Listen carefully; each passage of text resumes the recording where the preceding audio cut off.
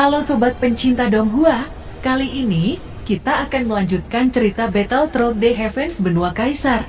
Cerita dan video ini diambil dari channel Nobarta. Tanpa banyak basa-basi, mari kita simak alur ceritanya. Melanjutkan dari cerita sebelumnya, Ketua Aliansi Bayangan bergerak mundur untuk menghindari panah teratai api Xiaoyan. Jelas serangan Xiaoyan memiliki efek yang sangat menakutkan. Meskipun Ketua Aliansi Bayangan berada di bintang 9 menengah, tetapi dia sama sekali tidak bisa menolak api surgawi Xiaoyan. Gelombang api terus melebar seakan-akan ingin menelan Ketua Aliansi Bayangan. Xiaoyan tersenyum dingin. Meski panah teratai api sudah terhalang selama 3 kali dan kecepatannya menurun, tetapi kekuatannya masih menakutkan. Sementara panah teratai api mengejar Ketua Aliansi Bayangan, api surgawi muncul di tangannya. Dia melesat dan mengejar Ketua Aliansi Bayangan. Bahkan kecepatan yang dimiliki Ketua Aliansi Bayangan tidak bisa dibandingkan dengan Xiaoyan. Dalam menghadapi situasi ini, Ketua Aliansi Bayangan mengeluarkan kelopak bunga darah ke arah Xiaoyan. Xiaoyan merasakan kekuatan jiwa yang sangat kuat dari bunga darah itu. Kekuatan jiwa ini menutupi seluruh area medan perang dan sumber dari kekuatan jiwa ini berasal dari Ketua Aliansi Bayangan. Ketua Aliansi Bayangan merupakan suku iblis jiwa. Itu berarti di dalam tubuh Ketua Aliansi Bayangan terdapat roh hantu.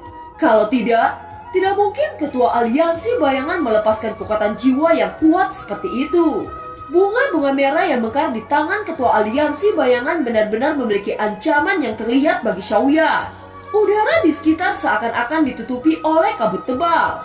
Panah teratai api yang mengejar Ketua Aliansi Bayangan tiba-tiba berhenti. Xiaoyan bisa merasakan dengan jelas kekuatan jiwa yang agung menghalangi gelombang api yang diciptakan oleh Xiaoyan. Bunga-bunga merah mekar menyebarkan kelopak bunga di seluruh pasukan Xiaofu Mansion. Sepertinya Ketua Aliansi Bayangan ingin menarik seluruh jiwa ribuan orang yang berada di sangkar hitam. Reinkarnasi Buddha Lotus Flame, riak Xiaoyan. Setelah kata-katanya jatuh, 2 cakram hitam dan putih muncul di langit. Kekuatan jiwa yang kuat mengisap semua gelombang jiwa yang dipancarkan Ketua Aliansi Bayangan. Semua mata dari puluhan ribu orang menyaksikan pertempuran sengit antara Xiaoyan dan Ketua Aliansi Bayangan. Mereka tahu bahwa kehidupan mereka tergantung pada Xiaoyan. Oleh karena itu mereka berharap Xiaoyan mampu mengalahkan Ketua Aliansi Bayangan. Bajingan, bahkan dia memiliki kekuatan jiwa yang sangat kuat. Saya tidak menduga bahwa lawan terbesar sebenarnya bukan 3 leluhur, tetapi bajingan Xiaoyan ini. Jika bocah itu diberi waktu, maka tidak ada seorang pun yang mampu melawannya, ucap Ketua Aliansi Bayangan melihat kedua cakram yang dilepaskan oleh Xiaoyan. Itu benar-benar mengejutkan Ketua Aliansi Bayangan. Saya tidak percaya bahwa tujuan saya selama ribuan tahun akan dihancurkan oleh bocah ini. Setelah kata-kata itu jatuh, dia melepaskan semua kekuatannya. Kekuatan jiwa rana ilahi tahap menengah meletus dari tubuhnya. Itu meruntuhkan kedua cakram yang diciptakan Xiaoyan. Namun meskipun kedua cakram runtuh, setidaknya semua gelombang jiwa sudah dilap bersih oleh kedua cakram Xiaoyan. Ketua Aliansi Bayangan tersenyum dingin setelah berhasil menghancurkan reinkarnasi Buddha Lotus Flame. Dia menunjuk ke arah Xiaoyan. Kelopak bunga sekali lagi muncul dan melesat dengan kecepatan seperti kilat saat menuju ke arah Xiaoyan. Saat kelopak bunga ingin menyentuh tubuh Xiaoyan, tiba-tiba kekuatan tak terlihat membungkus seluruh tubuh Xiaoyan. Xiaoyan perlahan-lahan mengulurkan jarinya dan menangkap kelopak bunga. Kelopak bunga berputar-putar di jari-jari Xiaoyan. King Hao dan penatua keempat yang menyaksikan kelopak bunga di tangan Xiaoyan, mereka tiba-tiba ingat sesuatu. Bukankah kelopak bunga ini berasal dari roh hantu peringkat ketiga? Ucap King Hao. Penatua keempat mengangguk lalu berkata, roh hantu ini mampu menghidupkan jiwa-jiwa yang mati untuk bertaruh. Pantas saja Ketua Aliansi Bayangan memiliki pasukan hantu untuk membantunya, ucap penatua keempat. King Hao berteriak dengan keras kepada Xiaoyan. Saudara Xiaoyan, dia memiliki roh hantu peringkat ketiga. Dan roh hantu itu mampu menciptakan prajurit hantu. Anda harus lebih berhati-hati, ucap King Hao. Roh hantu peringkat ketiga ini sangat menarik, gumam Xiaoyan. Xiaoyan mengerti akan kekuatan jiwa dari roh hantu. Oleh karena itu, Xiaoyan tidak terkejut oleh kata-kata King Hao. Lagi pula Xiaoyan memiliki beberapa roh hantu di dalam tubuhnya. Setelah itu Xiaoyan menggenggam kelopak bunga di tangannya. Dia memandang ketua aliansi bayangan dengan senyum di sudut mulutnya. Ketua aliansi bayangan benar-benar membeku melihat kejadian ini. Bagaimana mungkin? Anda hanya kekuatan jiwa ilahi tahap awal.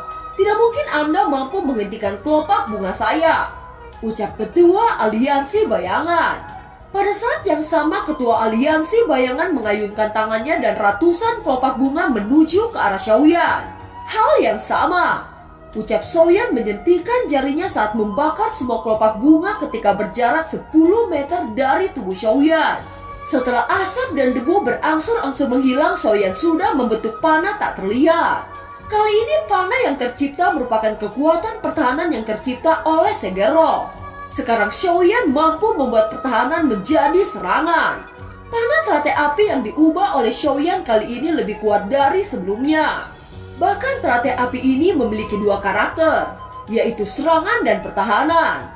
Merasakan kekuatan yang sangat kuat, tubuh ketua aliansi bayangan bergetar. Puluhan rantai hitam yang ada di belakang ketua aliansi bayangan terjerat saat membentuk sosok raja jiwa hitam raksasa. Sosok raksasa hitam itu bermata merah dan menggenggam kapak besar darah yang sangat besar. Sosok ini merupakan raja jiwa yang dipanggil oleh ketua aliansi bayangan. Tetapi setelah bertarung puluhan kali melawan Xiaoyan, dia tahu bahwa kekuatan raja jiwa hitam masih kurang. Dia tiba-tiba berteriak keras ke arah langit. Leluhur Kuildan, saya membutuhkan bantuan Anda. Jika Anda tidak membantu saya, maka Anda tidak memiliki kesempatan untuk balas dendam. Bukankah Anda membenci Xiaoyan? Selama Anda membantu saya, maka saya akan membunuh Xiaoyan, teriak ketua aliansi bayangan. Mendengar kata-kata membunuh Xiaoyan, leluhur Kuildan akhirnya merespon. Saya bisa membantu Anda dalam pertarungan ini. Tetapi jika pertarungan sudah berakhir, maka kita tidak memiliki hubungan lagi di masa depan, ucap leluhur tua Kuildan. Ketua aliansi bayangan sedikit kecewa. Jika Jingwu peringkat kedua bergabung, maka kekuatannya akan meningkat pesat. Tetapi pada saat ini ketua aliansi bayangan tidak mempunyai pilihan. Baiklah, saya setuju dengan persyaratan Anda. Adapun di masa depan saya tidak akan mempersulit Anda, ucap ketua aliansi bayangan. Mendengar kata-kata ketua aliansi bayangan, leluhur tua Kuildan turun dari langit dan berhenti ke arah ketua aliansi bayangan. Sebagai leluhur tua Kuildan, dia harus membalaskan dendam atas semua kematian yang dilakukan oleh Xiaoyan. Tetapi ketika melihat Xiaoyan sudah berada di bintang 9, leluhur tua Kuildan sedikit mengeringit. Dia berkata, "Ketua aliansi bayangan, saya hanya bisa sedikit mencegah Jingwu 7 warna peringkat pertama. Tetapi jika untuk bertarung habis-habisan, saya bukan lawannya," ucap leluhur tua Kuildan. Mendengar kata-kata leluhur tua Kuildan, ketua aliansi bayangan mengerutkan kening. Sementara mereka berdua saling berdiskusi satu sama lain tentang bagaimana menghadapi Xiaoyan. Xiaoyan memandangi raja jiwa hitam. Pada saat yang sama Xiaoyan menarik tali busur ke belakang. Memikirkan hal ini, ketua aliansi bayangan dengan cepat mundur untuk menjauh dari serangan Xiaoyan. Kekuatan yang selalu dibanggakan oleh ketua aliansi bayangan sekarang tidak layak dikeluarkan sejak Xiaoyan menembus Dodi bintang 9. Ketua aliansi bayangan merasa tertekan pada saat ini. Ketakutan akan kematian segera menyelimuti seluruh wajahnya. Panah ini sebenarnya mengunci ketua aliansi bayangan. Xiaoyan tiba-tiba tersenyum. Panah yang tidak terlihat melesat dengan kecepatan seperti hantu. Melihat serangan yang datang, ketua aliansi bayangan dengan cepat membentuk dinding besar yang tercipta oleh ratusan rantai hitam. Sedangkan leluhur tua Kuildan yang berubah menjadi Jingwu 7 warna menyemburkan bola api besar. Anak panah yang melewati raja jiwa hitam, dia mengayunkan kapak besar dengan kedua tangannya. Tetapi kapak itu hancur dan anak panah menembus melewati kepala raja jiwa hitam. Anak panah terus melesat dan bertemu dengan bola api yang dikeluarkan oleh Jingwu 7 warna. Tetapi itu secara mengejutkan dengan mudahnya menembus bola api dari leluhur Kuildan. Saat berikutnya anak panah menabrak dinding tebal ketua aliansi bayangan dan akhirnya meledak dengan kekuatan yang dahsyat.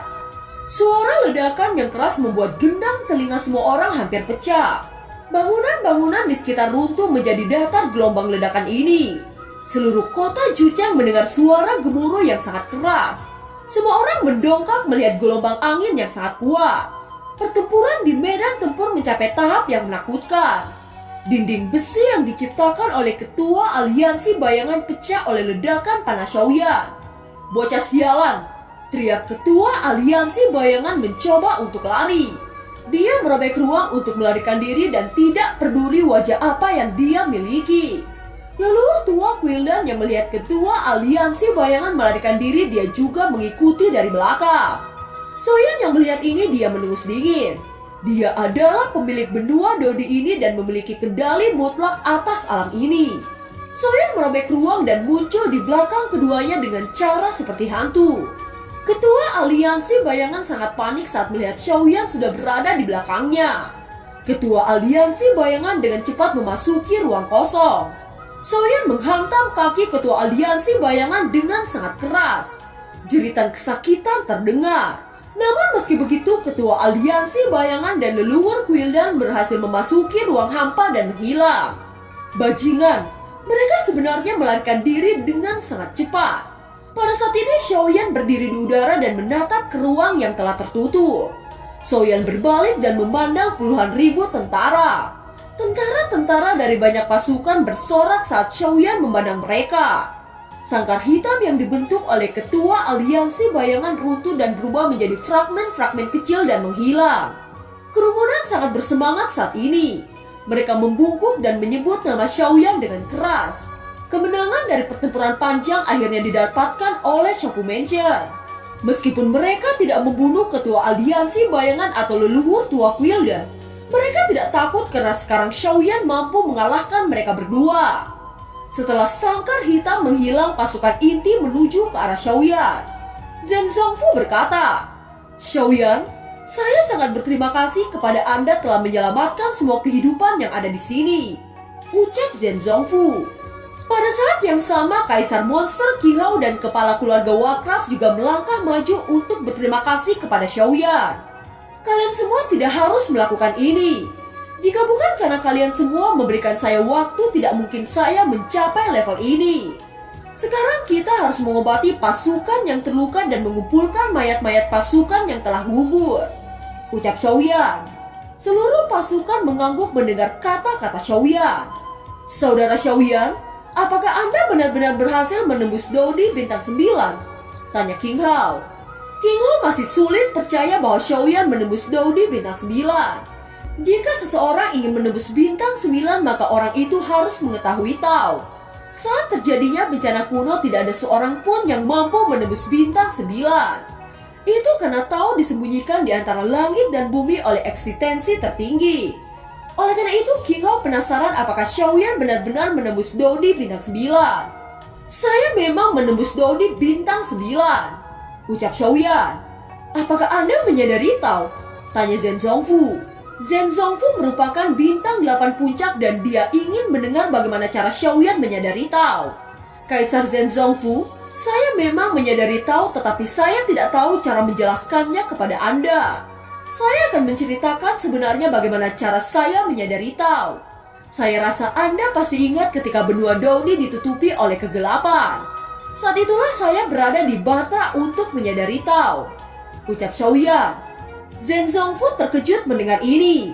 Dia secara alami menyaksikan saat benua Dodi dipenuhi oleh kegelapan. Namun Zhen Zongfu saat itu tidak bisa melihat benda apa yang menutupi langit. Di sisi lain, Qing Hao, Kaisar Monster, dan Penatua keempat juga terkejut mendengar kata-kata Shaoyan. Jadi saat langit dipenuhi kegelapan dan kemunculan Jingwu 7 warna berkaitan dengan Shaoyan. "Ayo kita pergi ke Aula Quildan. Mungkin kita bisa menemukan sesuatu yang baik di dalamnya," ucap Shaoyan. Setelah itu semua orang menyelusuri bangunan-bangunan Quildan yang telah runtuh. Semua bangunan menjadi reruntuhan karena pertempuran bersejarah ini. Saat melihat Aula Quildan yang hancur, Shaoyan mulai memikirkan sesuatu. Lokasi Quildan memang sangat bagus. Meskipun aula ini hancur, tetapi itu bisa dibangun ulang. Ucap Xiaoyan memiliki makna besar dalam perkataannya. Saudara Xiaoyan, apakah maksud Anda tempat ini akan Anda kelola? Ucap Zhen Zongfu. Itu benar. Saya ingin membangun tempat ini dan mendirikan asosiasi alkemis untuk klan Yao. Ucap Xiaoyan. Kali ini saudara Xiaoyan memiliki pemikiran yang sangat bagus. Ketika tempat ini telah dibangun, saudara Xiaoyan harus mengundang kami untuk minum teh bersama. Ucap ketiga Kaisar. Saya pasti mengundang Anda semua. Sekarang sudah saatnya bagi klan Yao untuk bangkit. Ucap Xiaoyan. Beberapa prajurit berjalan menuju Xiaoyan untuk melapor. Tuan Xiaoyan, ada beberapa murid Guildan yang selamat. Apa yang harus saya lakukan kepada mereka? Ucap prajurit itu. Xiaoyan yang mendengar laporan itu, dia menoleh dan menemukan bahwa yang selamat adalah penatua Guildan. Namun kondisinya saat ini terluka cukup parah. Biarkan penatua itu hidup. Saya ingin menanyakan sesuatu padanya. Jika ada lainnya yang tersisa, bunuh tanpa ampun. Ucap Xiaoyan. Setelah memberikan instruksi, prajurit itu mengangguk dan mengurus medan kekacauan. Xiaoyan memandang penatua Guildan lalu berkata, "Apakah Anda tahu di mana Bai Jin sekarang?" Tanya Xiaoyan. "Bai Jin? Apakah bocornya informasi Guildan berkaitan dengan pelacur itu?" Teriak penatua Guildan. Mendengar kata-kata penatua Guildan, Xiaoyan menendang mukanya. "Anda tidak diizinkan mencaci orang-orang saya. Anda hanya perlu menjawab di mana dia sekarang. Jika Anda tidak memberikan jawaban yang memuaskan, maka saya akan membuat Anda merasakan penderitaan seumur hidup Anda." Ucap Xiaoyan. Penatua itu sangat ketakutan. Segera dia menjawab dengan cepat. Setelah berita Guildan bocor, Bai Jin menghilang tanpa jejak. Pada awalnya semua Guildan tidak ada yang mencurigai Bai Jin. Oleh karena itu tidak ada satupun dari Guildan yang mencari keberadaannya. Ucap penatua itu. Setelah mendengar jawaban dari penatua Guildan, Xiaoyan menjentikan jarinya. Tiba-tiba tubuh penatua Guildan terbakar menjadi abu. Xiaoyan menoleh ke lainnya lalu berkata, "Mari kita lihat luka-luka dari ketiga leluhur tua dan Guyin." Ucap Xiaoyan. Meskipun ketiga leluhur tua telah dirawat, tetapi luka-luka yang diderita ketiga leluhur sangat parah. Sedangkan Guyin, Xiaoyan tidak yakin bisa menolongnya. Oleh karena itu Xiaoyan ingin melihat kondisi mereka. Semua orang mengikuti Xiaoyan menuju ke tempat ketiga leluhur tua dan Guyin. Saat ini Xiaoyan melihat ketiga leluhur tua, Xiaoyan bisa merasakan kondisi leluhur baik-baik saja. Dia mengeluarkan ramuan penyembuhan dan memasukkan ke dalam mulut ketiganya. Wajah leluhur yang semula pucat berangsur-angsur pulih dengan ramuan yang diberikan oleh Xiaoyan. Xiaoyan mengalihkan pandangannya ke tubuh Guyin. Saat ini tubuh Guyin sangat mengenaskan. Dia tidak ada lengan dan banyak lubang di tubuhnya. Xiaoyan menghela nafas saat berkata, "Tidak ada jejak kehidupan di dalam tubuh Guyin. Hanya ada beberapa jejak jiwa yang tersisa." Ucap Xiaoyan. Mata Zhen Zongfu menunjukkan jejak kesedihan. Dalam pertempuran hidup dan mati, Guyin benar-benar melakukan yang terbaik untuk menahan serangan musuh. Jika bukan karena Guyin, mungkin banyak dari pasukan akan tumbang. Saudara Xiaoyan, dapatkah Anda menyelamatkannya? Anda juga melihat dia sudah menembus kesalahannya dengan berjuang mati-matian demi kemenangan pasukan kita. Ucap Zhen Zongfu. Saya akan melakukan yang terbaik untuk menolong Guyin. Ucap Xiaoyan. Setelah kata-kata Xiaoyan jatuh, kekuatan jiwa yang agung membungkus tubuh Guyin. Xiaoyan mengarahkan telapak tangan ke arah kepala Guyin. Kekuatan roh hantu dengan cepat mengumpulkan jiwa-jiwa Guyin. Pada saat ini manik-manik cahaya terkumpul di kepala Guyin dan perlahan-lahan manik-manik itu membentuk bayi. Saudara Xiaoyan, apakah ada kemungkinan untuk membentuk kembali tubuh untuk Guyin? Ucap Zhen Zongfu. Itu sangat sulit. Jiwa Guyin sangat aneh. Ini tidak seperti jiwa manusia normal. Saya takut tidak bisa membantu Guyin. Ucap Xiaoyan. Saudara Xiaoyan, sepertinya hanya menunggu Anda berada di tingkat dosian untuk bisa menghidupkan kembali Guyin. Ucap Zhen Zongfu. Apa maksud dari Kaisar Zhen Zongfu? Tanya Xiaoyan dengan sedikit bingung. Di benua ini terdapat lautan emas. Dikatakan bahwa di lautan emas ada sebuah 9 kehidupan. Selama Guin memiliki jiwa, dia dapat membentuk kembali tubuh dengan bantuan buah 9 kehidupan. Ucap Zhenzongfu. Tiba-tiba sebuah suara terdengar di belakang mereka. Saya tahu di mana tempat buah 9 kehidupan berada. Tetapi saya khawatir bahkan Anda tidak akan mampu menyelusuri tempat itu. Ucap suara itu yang ternyata Nan Erming. Dan film pun berakhir. Terima kasih telah menyimak dari awal sampai akhir ya. Sampai jumpa.